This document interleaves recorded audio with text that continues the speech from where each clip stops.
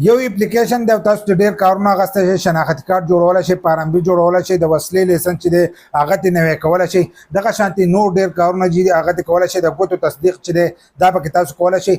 یو کار پکې بل نوې یو د شعر چې په دې باندې مخکې منګه امید کړو چې تاسو ځان خپل ټایم چې دی هغه مخکې د نادرہ نه راغسته شي، چې مخکې نه دغه ټایم راواخلئ نو تاسو ته چې دی بیا به مشکل نه چې څنګه دفتر ته راشي هغه ټایم له بزان ورسره یو پاو ساعت مخکې تاسو کار چې دی دا به ټول نه مخکې کېږي. نو دغه اپلیکیشن چې دی دا به تاسو د ځان سره کولاو کوئ، د سیټ ته به تاسو ته کارېږي.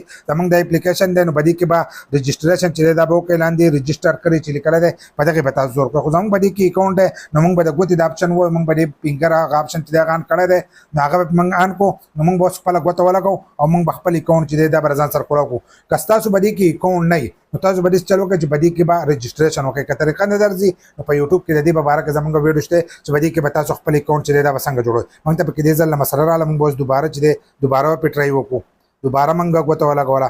اکثر پکې کله ناکله چې دا مشکل راځي دوباره چې دا موږ به اوس په دې باندې ګوته ولګو نو زموږ د اکاونټ چې دی دا به کولاو شي. که تاسو آی ډي جوړه کړې نو ستاسو دا چې دی دا به ډایرکټ کولاو شي.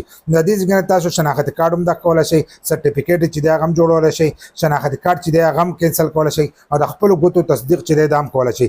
لاندې پکې بیا تاسو ته دا نور اپشنونه چې دي دا هم شو کېږي، لکه تاسو ټایم چې بک کوئ نو دا ولنی تاسو ته د ګړۍ دا نښه چې دی دا ښکارېږي او پیمنٹ بکنګ چې کوئ لکه دا چې لیکلی دی دغه به ووایو. خو موږ دا نور اپشنونه چې دي دا کولاو کړل، دا شیزونه چې دي د دې نه هم تاسو پیدا چې دا اوچتولی شئ. که دا شیزونه دي دا پکې تاسو کولاوئ نو تاسو پکې خپله آی ډي چې دا هغه پکې هم سرچ کولی شئ او دا ټایم چې دی دا هم راغستی شئ. په دې له پاسني سر کې چې دی دې خوا د ګړۍ د اپشن چې دی د دغې نه خپل دفتري چې دی هغه پکې هم معلومولی شئ.